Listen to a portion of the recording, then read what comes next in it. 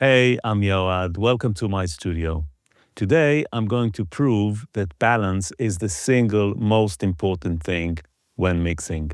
Or maybe we can say balance is worth 1,000 plugins. I think it's worth more because without balance, we have nothing. We can process the hell out of the kick drum and make it the best sounding kick drum ever in the history of the universe, but it's only there to serve a purpose. And every instrument has its part in the composition. Mixing is about mixing stuff together, which means balancing. So today we're going to take a song, not have any plugin on, any reverb, any compressor, any EQ whatsoever. We're going to do an entire mix just using the faders and maybe the panning, and I'm going to show how we can make a song sounding great without using any processing whatsoever. We have this song here.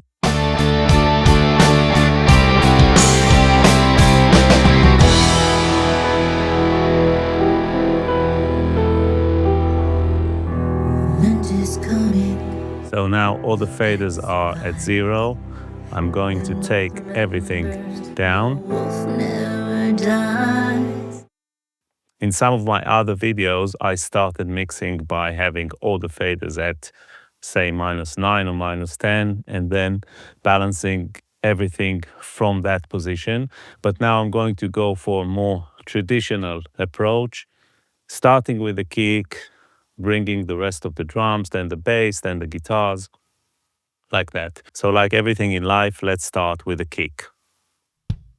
I'm going to aim for around -10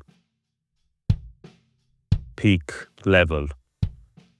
I'm going to take into account the fact that I'm not having any processing, because normally just listening to that kick, I would add some lows and stuff. Also, there's a second kick. There's a kick sample here. So that will add to the level. Let's see how they sound together. And then I'm going to look at the master fader. Let's say -10. That will give us some headroom. Okay, let's listen to the snare. Now, I'm not going to use any gates, anything, whatever spill we have from the hi-hat, we have to deal with it and take into account that sound that we're hearing from the snare when mixing in the overheads and the toms. So I'm going to go very raw, not cleaning the toms, not doing anything like that.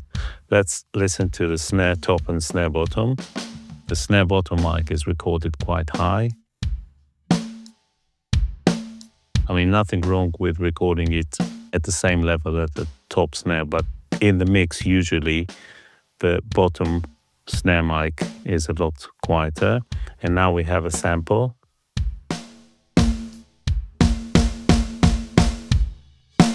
Which sounds quite similar in pitch to the original snare, which is nice. I see we only have one tom here. Is that possible? Maybe. Let's listen to that tom. Okay. Nice. And the overheads will tell us whether it was recorded from the audience perspective or the drummer's perspective. And if we go to where the tom plays, that's drummer's perspective. That's the way I do it. So I can pan the floor tom to the right. That makes sense. Now, I can hear that the overhead microphones were EQ'd going to tape. Okay, let's see what the room mic brings. So I never understood the concept of having a mono room mic.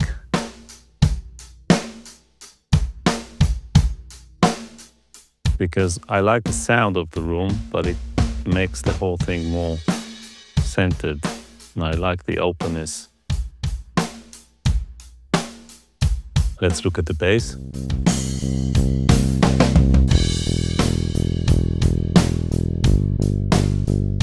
Now, here I can already decide how I want the vibe of the song to be, which means whether I want it more raw, more rocky, or more pop, shall we say. So if I wanted it more pop, I can lose the bottom snare mic. Maybe I can use more of the sample. And it's really hard to judge without having another instrument there for reference. So by only adding the bass, I can really hear or see the big picture much clearer. Let's go just with the snare sample as the foundation, and then so that sounds tighter. And now if I want more punch, I can bring the kick up. If I want more width and weight, I can bring the sample up. And the snare bottom mic is basically a treble control. Although it makes the snare sounding like it's not hitting as hard. So just with balancing these elements, I can make it really tight by lowering the overheads, or I can make it more live and more sort of natural by using the overheads. So I can do so much with just the faders. I may want to bring the snare up at some point and bring the bottom mic down for now. Okay, let's look at the piano. So maybe that's a bit unfair because it has a lot of reverb on it already, but I would definitely brighten it at this point, which we're not able to do. So I'm just going to find a balance where it's not too muddy, but you can still get the chords. Let's see what we have here in terms of orchestra. So I'm just going to bring everything up.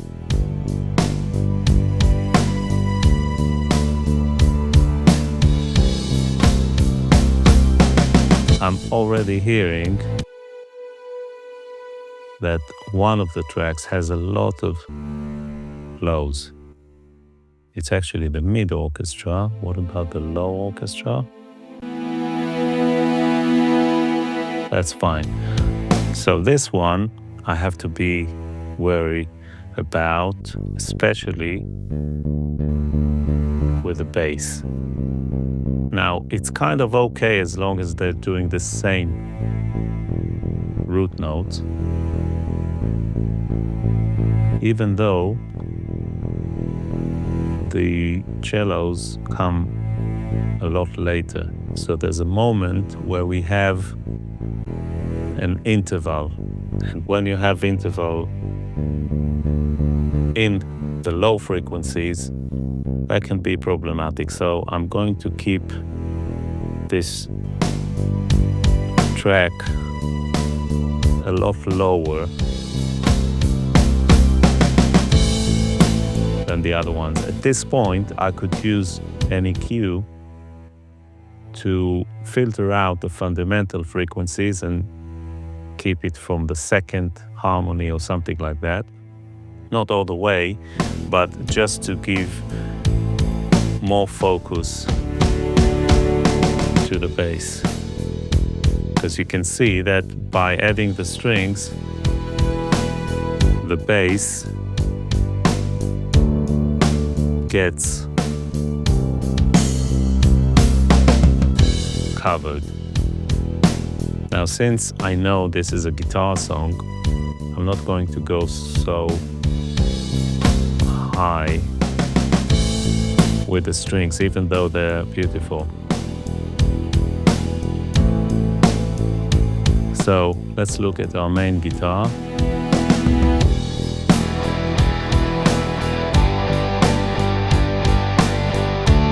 That's full on. And as soon as I bring that in, the drums lose all their punch. Listen to the difference.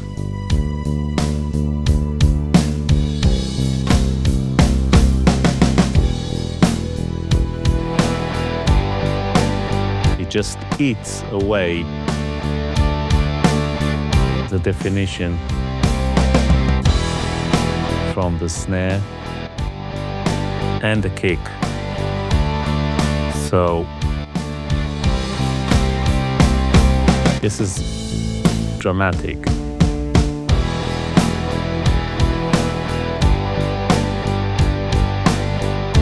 At the same time, this is the heart of the song.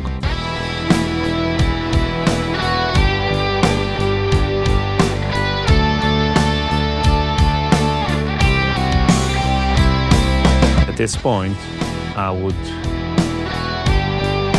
use some compression, maybe even side chaining this guitar from the kick a little bit to create nice movement and to let the bass be more prominent on the downbeats. But I just want to show how important this is, and we haven't touched any EQ, any plugin. I feel the urge to do so, but I'm just going to hold back.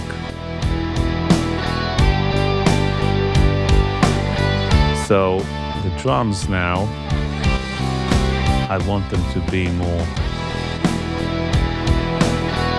punchy. Let's bring the... Now I'm not sure whether it's going to come from the sample, probably, and then we're going to lower the bottom snare mic, because this, as much as it adds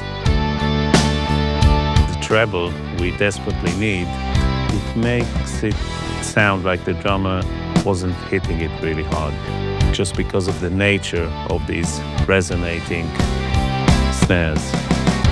Better, let's bring the kick sample up.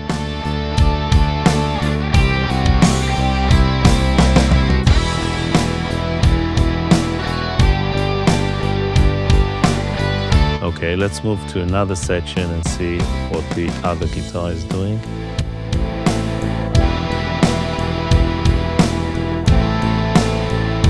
And we have another. Now these were left-right, all the guitars were left-right, and I just bounced them together to stereo tracks because it's much easier to manage.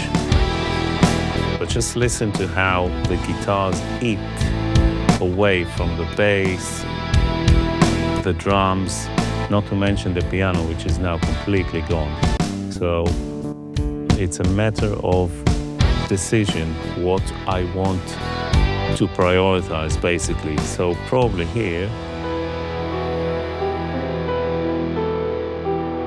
we want it quite loud.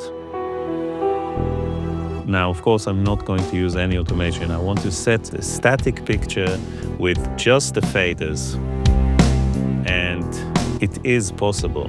That's very, very old school, but I just want to demonstrate that it's possible and you can actually get a good mix without bringing a million plugins in. Bass maybe suffers. I like the lows. With EQ, yes, I would bring some mid or high mid up to kind of give the guitars a good fight, but we can't do that. So We have to use what we have. Let's look at the vocal.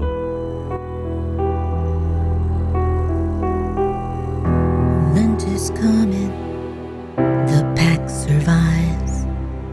The North remembers, the wolf never dies. A code they follow to pay their debt. Sounds to me like it was recorded with quite a bit of processing, quite overdriven. Be our tender, fear cuts deeper than the soul. And it sounds very flat without using space, but that's what we have to deal with right now. We have to make it work with we bring the storm, just faders. We stand together. The more resilient we are to the temptation of using other stuff, the better the mix is going to be. Even if we are going to use other processors at a later stage, the further we can get into the mix just with the faders, the better it's going to sound, because it's going to have a very strong foundation. And this is what this video is all about. Tender, fear cuts deeper than the soul. Okay, now we can add depth by using the doubles. The pack survives.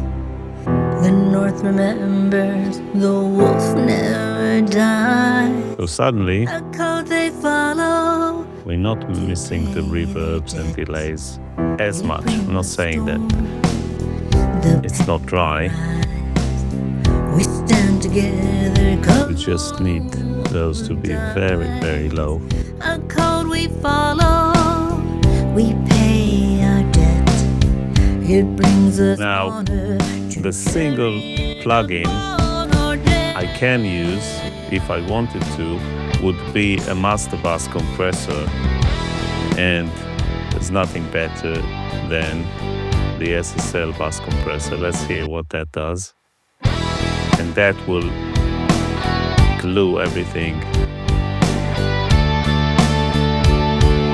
in a very nice way. And it would be especially important in that type of exercise.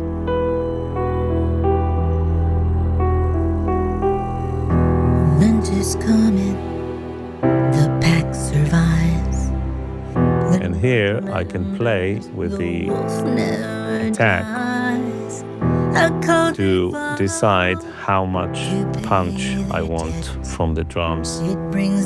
So if I go quite fast attack, because what happens here is the compressor reacts to the drums. You can see it's quite fast. And here the vocal kind of rides over the drums, which makes it seem louder. And what we can do is we can try to work with the release rather than the ARC or automatic release, but that makes it really pumping. The auto release reacts faster to fast attacks and slower on events that stay for a longer duration above the threshold, and it makes the whole process seem more seamless. As if I do that, I hear very distinct pumping because I have fixed release time, and here much more seamless. This tom is so dry that it really sticks out when it's panned to the right, so let's blend it in. Now, do we need the bottom snare mic? If I had EQ, I wouldn't need it.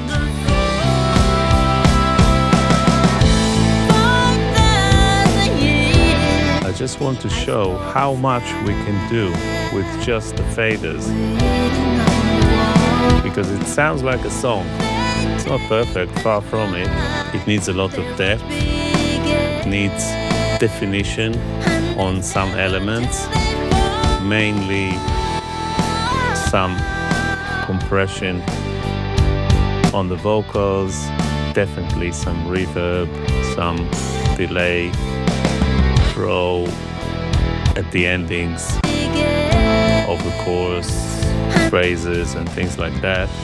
So a lot of things that I can still do to improve this mix. It's not a mix, it's just a balance.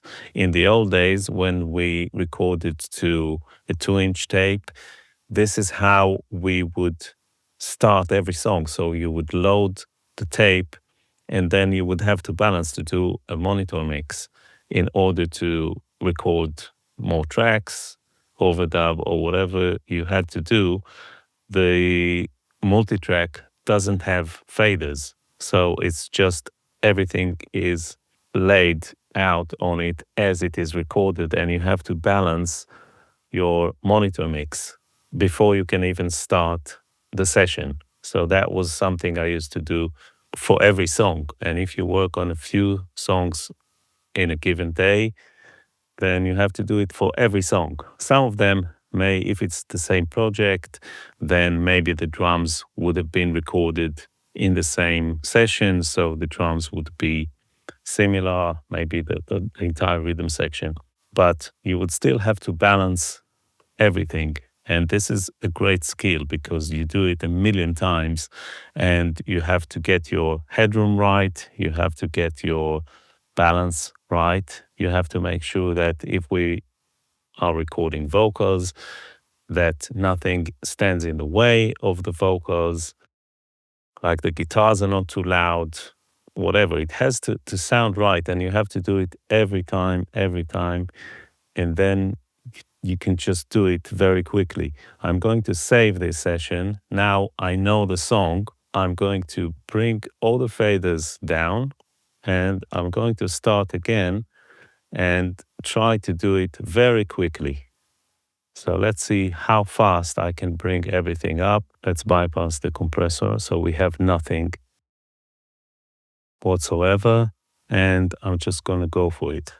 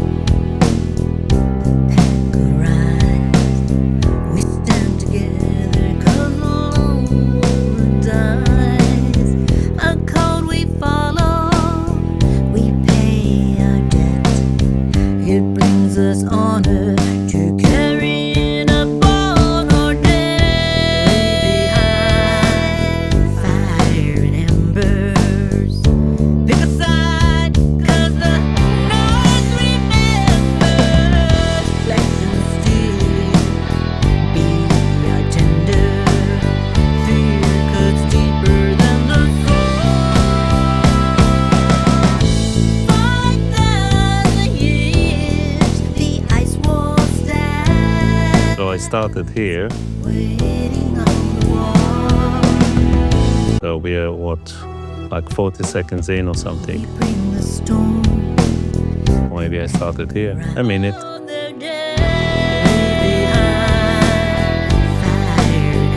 That's how long it should take. Obviously it helps when you know the song, but when you work on a record and you have multiple sessions of overdubs and you have to load the multi-track, balance the song every time, you get it. And this is very helpful for when you come to mix the song, because you know what everything does. We bring the storm, the I'm going to make another video about the rest of the mix from here. And you will see how easy it is to take it from this point where we have a good foundation to a finished mix. And we won't have to use too much stuff. It would just be the bare minimum because the song already works. And I hope you can take away something from this video. And this something would be balance over plugins. Balance is worth 1,000 plugins. This is what mixing is all about. Mix is where you blend the different elements together. This is what it is. It's not about getting the best sounding kick or vocal because it's meaningless if it's not in context. And sometimes when you put a million plugins, you forget the big picture. And this is the big picture. It's faders. It's making the song work without anything, just the ingredients. It's like cooking, basically. It is. Anyway, I hope you enjoyed this video. There'll be another one. So watch this space and I will see you on the next one.